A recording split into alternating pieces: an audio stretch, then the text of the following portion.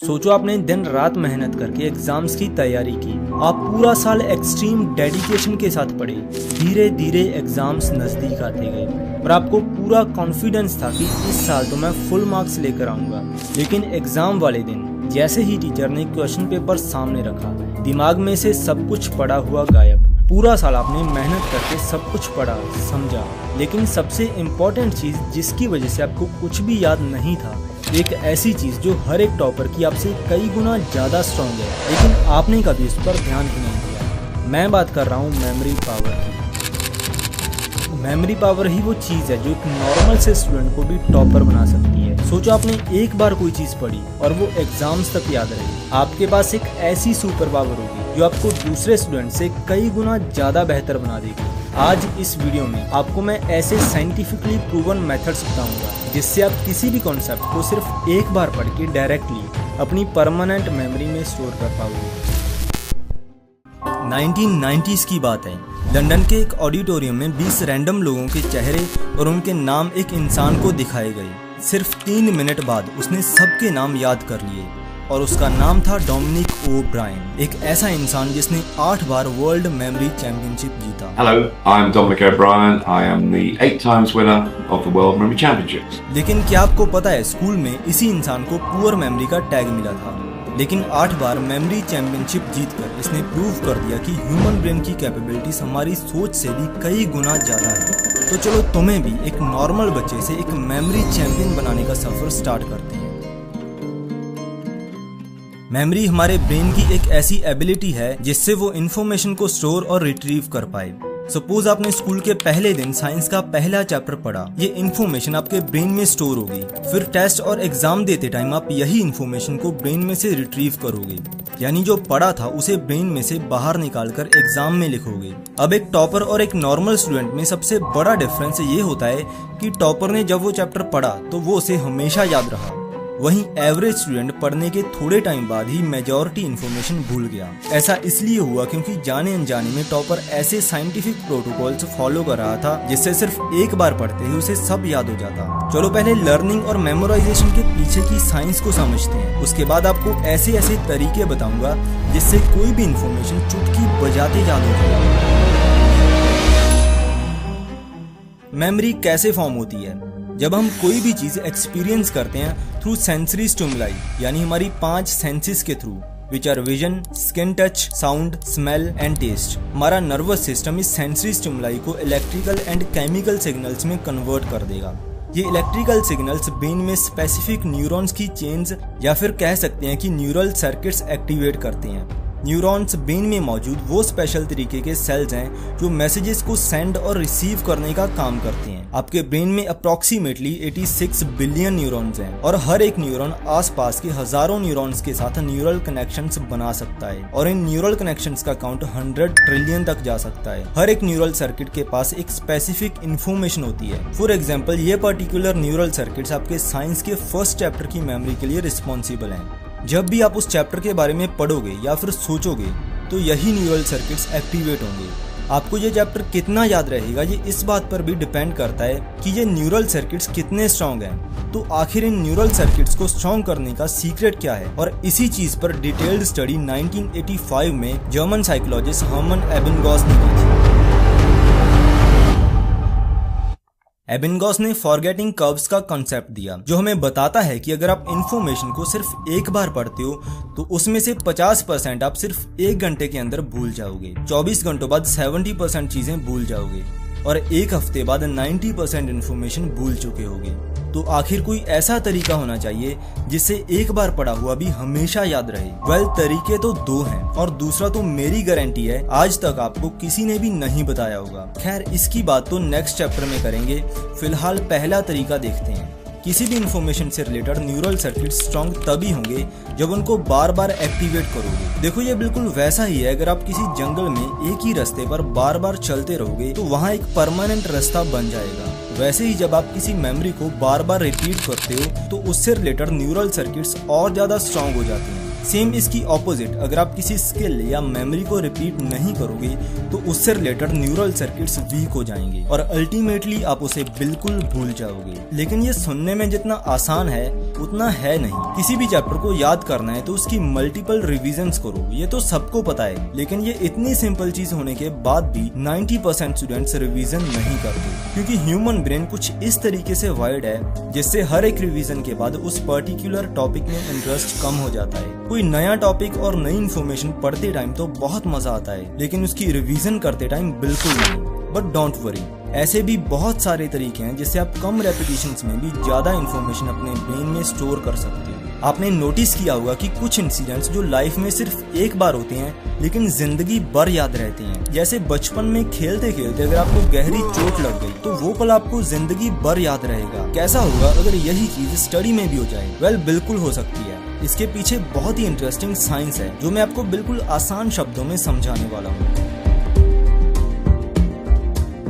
1995 में neuroscientist James मैगाओ and Larry कैहिल ने बहुत ही इंटरेस्टिंग एक्सपेरिमेंट कंडक्ट किया, जिसमें उन्होंने ह्यूमन सब्जेक्ट्स के 2 ग्रुप्स बनाए। दोनों ग्रुप्स को एक शॉर्ट पैराग्राफ पढ़ने के लिए दिया। कुछ टाइम बाद जब दोनों ग्रुप्स का क्विज लिया गया तो ग्रुप बी वालों को कई गुना ज्यादा इन्फॉर्मेशन याद थी। ऐसा इसलिए हुआ क्योंकि जो ग्रुप ए को पैराग्राफ दिया गया था उसकी लैंग्वेज बिल्कुल नॉर्मल थी, जिसको पढ़ते वक्त कोई इमोशन फील नहीं हो रहा था। वहीं दूसरी तरफ जो पैराग्राफ ग्रुप बी को दिया गया था उसकी लैंग्वेज बहुत ज्यादा इमोशनली इंटेंस थी, जिसको पढ़ते टाइम गुस्सा भी आया, खुशी भी हुई और डर भी लगा। इस स्टडी में ये सामने आया कि जो हाईली इमोशनल इंसिडेंट होते हैं उनको ब्रेन ज्यादा याद रखता है। लेकिन ऐसा क्यों होता है? जब इसे और गहराई से समझा गया तो पता चला कि इन इमोशंस की वजह से ब्रेन में कुछ ऐसे न्यूरोकेमिकल्स रिलीज हुए जिनकी वजह से ब्रेन में न्यूरल सर्किट्स स्ट्रांग होती हैं। मतलब अगर स्टडी करते टाइम भी यही न्यूरोकेमिकल्स हमारे ब्रेन में रिलीज हो जाएं तो हम किसी भी तरह की इन्फॉर्मेशन को बहुत इजीली याद कर सकते हैं। लेकिन ये कौन से न्यूरोकेमिकल्स हैं और कैसे ये ब्रेन में रिलीज होंगे, ये हमें रैट्स पर किए गए इन एक्सपेरिमेंट से समझ आ जाएगा। एक रैट को एक बॉक्स में रखा गया जिसकी 2 डिफरेंट साइड्स थी, ए और बी। जब उस रैट को एक साइड थोड़ा सा इलेक्ट्रिक शॉक दिया, उसने उस साइड जाना बंद कर दिया। मतलब उसे एक ही बार में पता चल गया कि इस साइड जाने में खतरा है। इसे कहते हैं वन ट्रायल लर्निंग। मतलब उस रैट को बार बार शॉक देने की जरूरत नहीं पड़ी, सिर्फ एक ही बार में शॉक की मेमोरी उसके ब्रेन में स्टिक हो गई। ऐसा हुआ क्योंकि इस प्रोसेस दौरान उसके ब्रेन में एड्रेनलिन और एपिनेफ्रिन जैसे हार्मोन्स रिलीज हुए। एड्रेनलिन बेसिकली एक ऐसा हार्मोन है जो स्ट्रेस और डेंजर जैसी कंडीशंस में रिलीज होता है। जैसे अगर आपके पीछे कुत्ता पड़ गया तो एड्रेनलिन रिलीज होगा, जिससे आपकी हार्ट बीट फास्ट होगी, मसल्स को एक्स्ट्रा एनर्जी मिलेगी और ब्रेन सुपर अलर्ट हो जाएगा। जेम्स मैगाओ और लैरी कैहिल की स्टडीज में भी पाया गया कि हाईली इमोशनल स्टेट्स दौरान ब्रेन और बॉडी में एड्रेनलिन और कॉर्टिसोल जैसे हार्मोन्स रिलीज होती हैं, और यही वो हार्मोन्स हैं जो ब्रेन में न्यूरल कनेक्शन से स्ट्रॉन्ग करते हैं। अल्टीमेटली अगर स्टडी करते टाइम भी एड्रेनलिन रिलीज हो तो इससे हमें इन्फॉर्मेशन इजीली मेमोराइज हो जाएगी और इस तरीके से ज्यादा रेपिटेशंस की भी जरूरत नहीं पड़ती। But the main question is कैसे हम इंटेंशनली ब्रेन और बॉडी में एड्रेनलिन रिलीज करवाएं, क्योंकि जब कुत्ते पीछे पड़े होंगे तब तो स्टडी करना पॉसिबल नहीं है। तो आखिर पढ़ते टाइम ये एड्रेनलिन रिलीज कैसे होगा?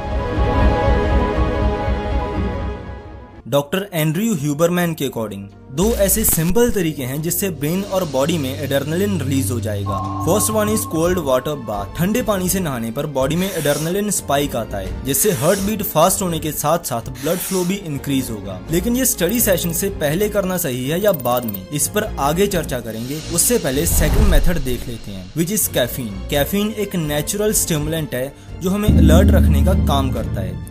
मोस्ट कॉमनली ये चाय, coffee, energy drinks, soft drinks और चॉकलेट्स में पाया जाता है। कैफीन बॉडी में जाते ही 2 काम करता है। पहला, एडिनोसाइन के इफेक्ट्स को ब्लॉक कर देना। एडिनोसाइन एक ऐसा केमिकल है जिसकी वजह से हमें नींद आती है। ये कैसे काम करता है इसकी साइंस किसी और वीडियो में समझाएंगे, लेकिन ध्यान रखने वाली बात यह है कि कैफीन कंज्यूम करने से हम अलर्ट और एनर्जाइज फील तो करेंगे, लेकिन कैफीन की हाफ लाइफ 5 से 6 घंटों की होती है। मतलब इसका असर खत्म होने में कम से कम 5 से 6 घंटे लगेंगे।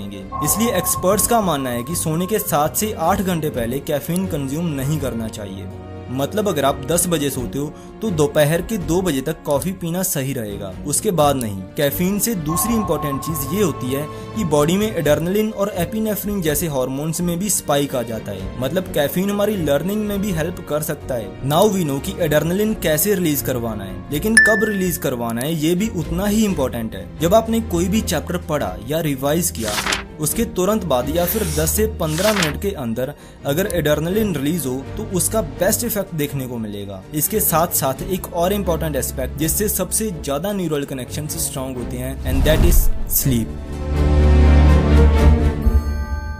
आपने सुना होगा कि सोने से पहले पढ़ी हुई चीज सुबह तक अपने आप याद हो जाती है। साइंस इसके बारे में क्या कहती है ये पता चलेगा द सेल प्रेस जर्नल की इस स्टडी से।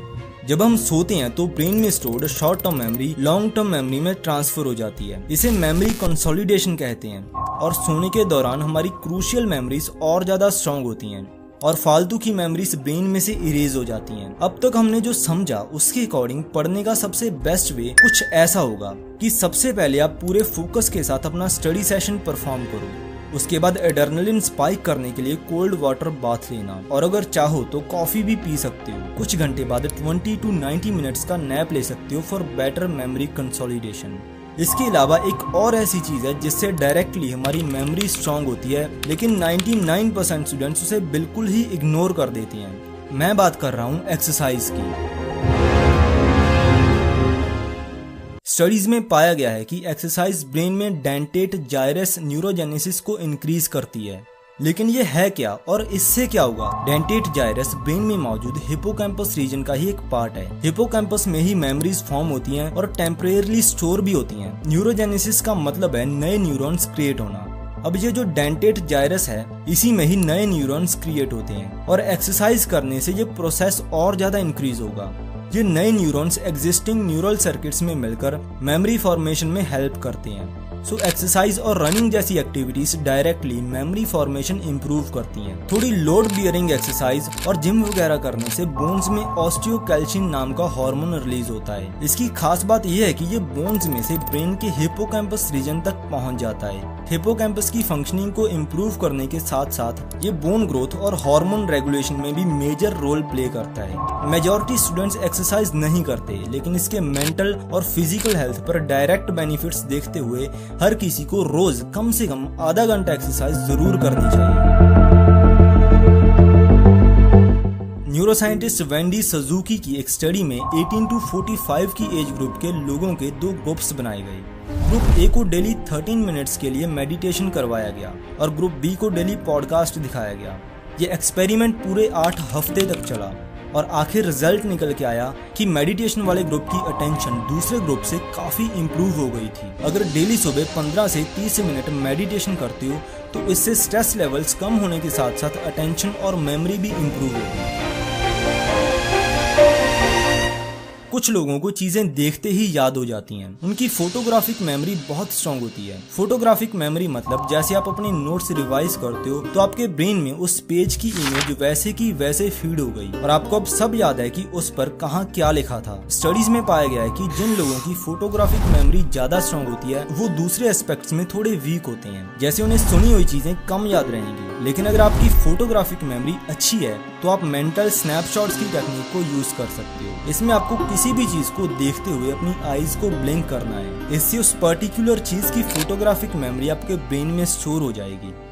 ये थी आज की हमारी वीडियो। आई होप आपको बहुत कुछ नया सीखने को मिला होगा। वीडियो देखने में और वीडियो में जो बताया है उसे इम्प्लीमेंट करना, दोनों चीजों में बहुत डिफरेंस है। 90% स्टूडेंट्स वीडियो देख के भूल जाएंगे। अगर आप उन 90% में नहीं हो तो चीजें इम्प्लीमेंट भी करनी है और इसकी शुरुआत कमेंट सेक्शन में लिख कर करो कि मैं डेफिनेटली ये प्रोटोकॉल्स इम्प्लीमेंट करूंगा। जाते जाते वीडियो को लाइक कर देना।